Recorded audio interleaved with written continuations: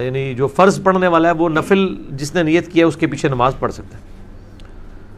رشوت کس حد تک جائز ہے؟ کیونکہ کچھ کام رشوت تو لینے والا اور دینے والا دونوں ہی جو ہے وہ دوزکی ہیں۔ ابو داؤد ابن ماجہ کے اندر روایت موجود ہے سخت۔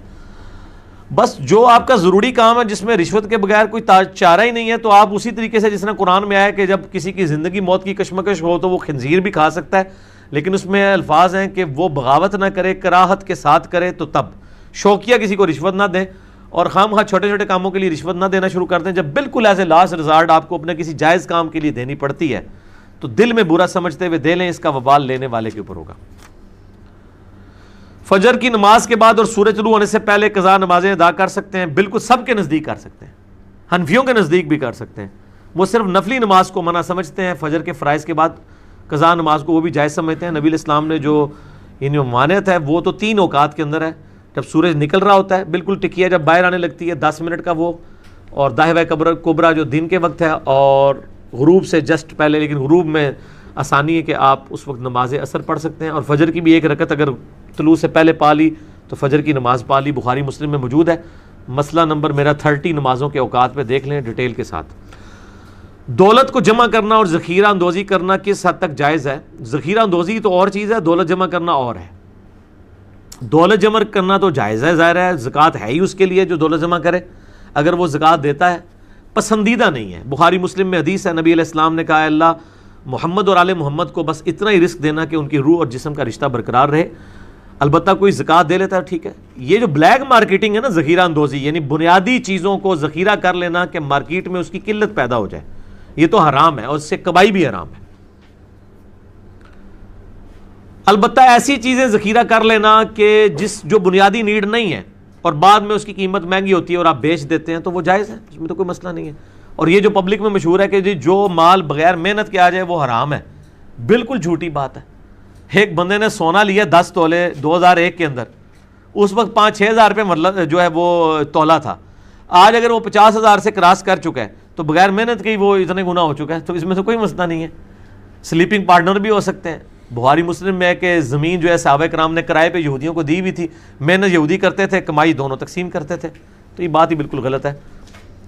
نظروں کی حفاظت کتنی ضروری ہے، کیسے بچا جائے؟ بے حیائی، ہاں غض بصر، پہلی نظر غلطی سے پڑ جانے کا مطلب کیا ہے؟ اس پہ میرا یوٹیوب پہ کلپ ہے کہ کیا پہلی نظر معاف ہے؟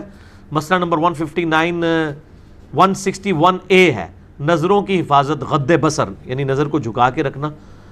تو پہلی نظر سے مراد یوں کر کے دیکھنا نہیں ہے، پہلی نظر سے مراد ہے آپ کو پتہ چل گیا کہ سامنے اس طرح ہے اور بس وہ آپ کی پہلی نظر ہوگی، اب آپ دانستہ اس کے اوپر نظر نہ اٹھائیں، یہ حرام ہے۔ اور نظروں کی حفاظت بہت ضروری ہے جی، ظاہر ہے کہ یہ بھی بخاری مسلم میں حدیث ہے، آنکھیں بھی زنا کرتی ہیں اور دل بھی زنا کرتا ہے اور کان بھی زنا کرتے ہیں، پاؤں بھی زنا کرتے ہیں، ہاتھ بھی زنا کرتے ہیں، شرمگاہ اس کی تصدیق کرتی ہے۔ مسئلہ 161A میرا نظروں کی حفاظت کے اوپر اور 161B پردے کے اوپر ہے، وہ دیکھ لیں۔ میں نے سنا ہے کہ جس حدیث میں پیغمبر صلی اللہ علیہ وسلم نے صف میں اکیلے آدمی کی نماز کو پڑھنے کا حکم دیا تھا کیونکہ اگلی صف میں جگہ موجود تھی، ایسی بات نہیں ہے میرے بھائی، اتنا سیدھا مسئلہ نہیں ہے، اس کے اوپر محدثین میں بڑا سخت اختلاف پایا جاتا ہے۔ اگلی صف میں اگر جگہ موجود ہو اس کے باوجود کوئی پچھلی صف میں نماز پڑھے تو یہ حنفیوں کی مسجدوں میں آپ یہ عام منظر دیکھ سکتے ہیں، یہ بھی ہو رہا ہوتا ہے۔ اگر انہوں نے یہ جھوٹی ایکسکیوز پیش کی ہے تو اس کے اوپر تو کوئی اختلاف ہی نہیں ہے۔ اکیلا پیچھے نماز نہیں پڑھے گا، جماعت کا ایک پروٹوکول ہے، جماعت میں آپ نے یعنی اکٹھے ہونا ہے، ایون 2 بندے ہوں گے تو جماعت قائم کریں گے، وہ بھی ساتھ ساتھ کھڑے ہوں گے۔ اگر اکیلا صف میں پیچھے بندہ ہے تو ابو داؤد ترمذی ابن ماجہ کے اندر حدیث موجود ہے، اس کی نماز نہیں ہوگی، وہ آگے سے کسی کو پیچھے لے آئے گا، لیکن وہ اگلے لوگ ایجوکیٹ بھی ہونے چاہیے۔ تو عموماً یہی ہوتا ہے، اکیلے کی بہت کم ہی نوبت آتی ہے، کوئی نہ کوئی آگے شامل ہو جاتا ہے۔ بہرحال اکیلے بندے کی نماز صف میں نہیں ہوگی، آگے سے کسی کو پیچھے کر لے، جو بالکل امام کے پیچھے اس کو پیچھے کر لے، اور ان کو بھی ایجوکیٹ ہونا چاہیے، باقی ساتھ والے پھر مل کے صف کو سیدھا کر لیں تو نماز درست ہو جائے گی۔ اور بسا اوقات یہ بھی ہوتا ہے کہ لوگ ایجوکیٹ نہیں ہوتے ہیں، شوق ان کو بہت ہوتا ہے امام کے پیچھے کھڑے ہونے کا، لیکن صحیح بخاری میں حدیث ہے، نبی علیہ السلام فرمایا جن کو قرآن زیادہ ہے، دین کا زیادہ علم ہے، وہ میرے پیچھے کھڑے ہوا کریں، ورنہ مجھے بھی قرآن پڑھنے میں جو ہے وہ دقت ہو جاتی ہے، ظاہر ہے وہ پھر وہ روحانیت نہیں نہ رہتی۔ تو یہاں پہ جو جتنا بڑا کوئی چودھری ہے اس کو شوق ہوتا ہے پیچھے کھڑے ہونے کا، اور اگر امام کا وضو ٹوٹ جائے تو اس چودھری صاحب کو آگے کر کے امام صاحب اپنے مسئلے پہ کھڑا کر سکتے ہیں؟ نہیں.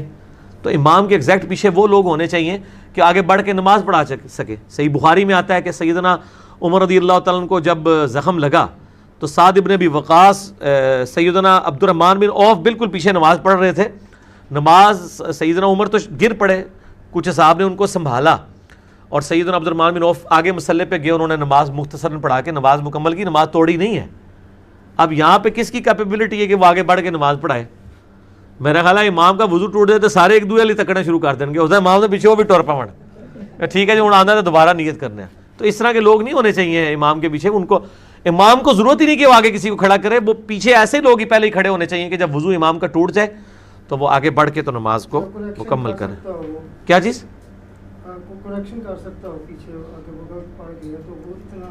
ہاں کریکشن تو وہ ضروری نہیں ایگزیکٹ پیچھے ہو، وہ تو کہیں سے بھی کر سکتا ہے. جی ظاہر ہے وہیں سے شروع کریں. اللہ کے ذکر کرنے کے موضوع پر ایک حدیث کا کچھ حصہ